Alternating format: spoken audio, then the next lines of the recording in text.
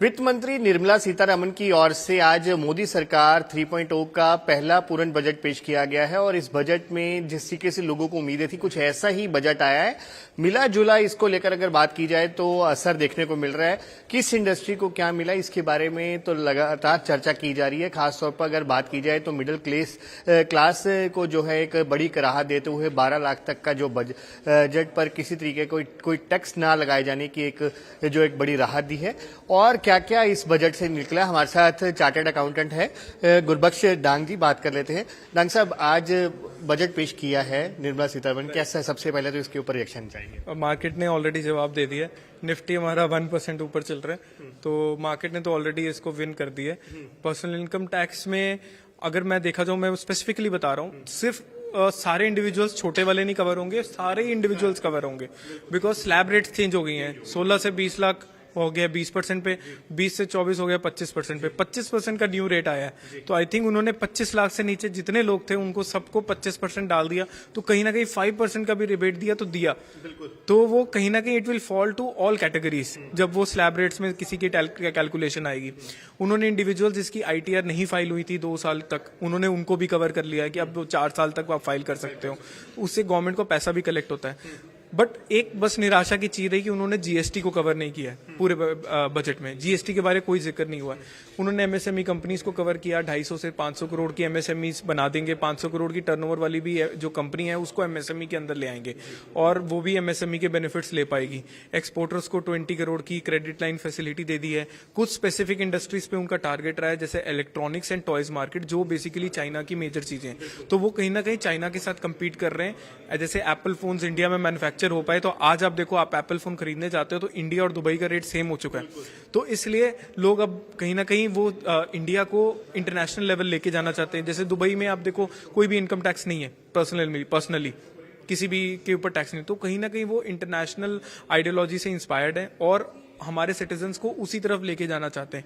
क्योंकि हमारे सिटीजन्स ये देख रहे हैं कि बाहर जगह कंट्री में 3 घंटे का रास्ता है दुबई का और वहां पे टैक्स फ्री कंट्री है, तो वो कहीं ना कहीं बाहर मूव हो रहे थे, तो उनको इंडिया में वो लेके आना चाहते हैं। तो ये मिडिल क्लास और HNIs की बात होगी।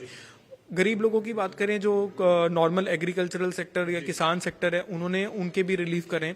उन्होंने कहा है कि जो कुछ सर्टेन ऑफ पल्सेस हैं वो नफार्ड जैसी एजेंसीज 6 साल के PPE एग्रीमेंट्स करेंगे। नॉट एग्रीकल्चर में भी, इंफ्रास्ट्रक्चर में भी उन्होंने कहा है कि PPE एग्रीमेंट्स दोबारा शुरू किए जाएंगे, जिसमें PPE साइन होंगे लोगों के साथ। तो वो कहीं ना कहीं एडिबल ऑयल्स वाली मैन्युफैक्चरिंग कंपनीज और जो अपने बायोडीजल और बायो इथेनॉल प्लांट्स की जो कंपनीज हैं जिनके साथ हमारा PPE साइन हो सकता है, और इंफ्रास्ट्रक्चर बूस्ट करने के लिए जो रोड कॉन्ट्रैक्टर्स और जितने भी हैं उनको बूस्ट करने के लिए उन्होंने उन इंडस्ट्रीज को कवर करने की कोशिश की है।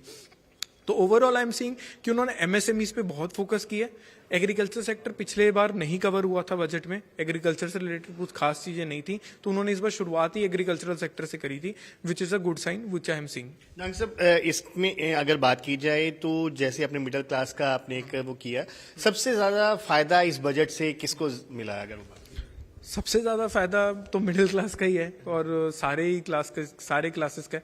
सबसे ज्यादा तो मिडिल क्लास का है, बिकॉज आप देखो मिडिल क्लास मैं डिफाइन करता हूँ कि जिसकी इनकम 25 लाख से नीचे है वो मिडिल क्लास के अंदर है, ठीक है। और 25 लाख से नीचे सबको टैक्स रिलीफ हुआ है। जो मैं टैक्सेस की बात करना चाहूँ तो 12 लाख तक जो जिसकी पहले इनकम थी उसको 80,000 का टैक्स पड़ता था, तो 80,000 का टैक्स खत्म हो गया।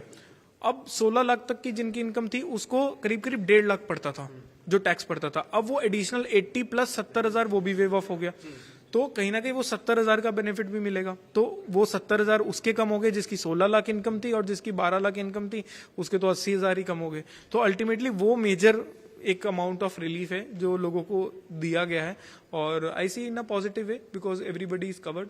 तो और बाकी बिहार को तो इंसेंटिव मिला ही है, स्पेशल मिला ही है, बट हमारा बिहार पिछड़ भी चुका है काफी ज्यादा। अगर पंजाब की बात की जाए तो पंजाब को कुछ मिला इस बजट? अभी 100 डिस्ट्रिक्ट्स उन्होंने कहा है कि PM कृषि योजना के अंदर वो लेके आएंगे। अब वो 100 डिस्ट्रिक्ट में पंजाब के कौन कौन से डिस्ट्रिक्ट कवर्ड है वो एक बार देखनी पड़ेगी। हाँ, पंजाब के बच्चों के लिए फायदा हुआ है, जो बाहर एजुकेशन के लिए जाते थे उनको 5% TCS जमा करना पड़ता था एजुकेशन फीस के ऊपर, जो बेसिकली बर्डन था। तो वो 5% का TCS उन्होंने एग्जेम्प्ट कर दिया है। तो जो पंजाब के बच्चे बाहर जा रहे हैं उनको TCS नहीं लगेगा एजुकेशनल फीस के ऊपर, मैं वो कह सकता हूँ कि अभी वो कवर किया गया। और कुछ खास स्पेसिफिक टू पंजाब तो नहीं है बजट में, बट ठीक है, overall is a good budget. हम नेशन वाइज सोच सकते हैं specific to Punjab. Moreover अगर कहा है तो विन विन बजट है ये। Win win 100% win win budget है। मार्केट ने भी जवाब दे दिया और सबने जवाब दे दिया, it's a very good budget, because last में ही उन्होंने मेजर किया था। और ये आई थिंक दिसंबर से ही न्यूज चैनल में आना शुरू हो गया था कि पर्सनल इनकम टैक्स को करेंगे। बाकी इनकम टैक्स एक्ट नया आने वाला है हफ्ते में जो आएगा, उसमें हम देखेंगे। वो कह रहे हैं 50% सेम है और 50% चेंज हुआ है, तो लेट्स सी कि कितना टैक्स चेंज हुआ है। उन्होंने रैशनलाइजेशन और यूनिफॉर्म करने की कोशिश की है टैक्स रेट्स को, which will be interesting part to see. Thank you. तो बिल्कुल ये थे गुरबख्श डांग जो कि बता रहे थे कि एक विन विन बजट जो पेश किया गया है, एक अच्छा बजट, और इसको लेकर मार्केट ने भी इसका जवाब दे दिया और निफ्टी में जिस तरीके से बढ़ोतरी दर्ज की गई है उसको लेकर भी एक जवाब जो है मार्केट में आ गया है। और इसको एक अच्छा ओवरऑल बजट बता रहे, खासतौर पर मिडिल क्लास के ऊपर जो सबसे बड़ा एक टैक्स का एक बर्डन होता है, उस टैक्स में एक बड़ी जो राहत है वो निर्मला सीतारमण की ओर से देशवासियों को दी गई है। वीडियो जर्नलिस्ट विशाल चौहान के साथ अंकुश महाजन, पंजाब केसरी टीवी, चंडीगढ़।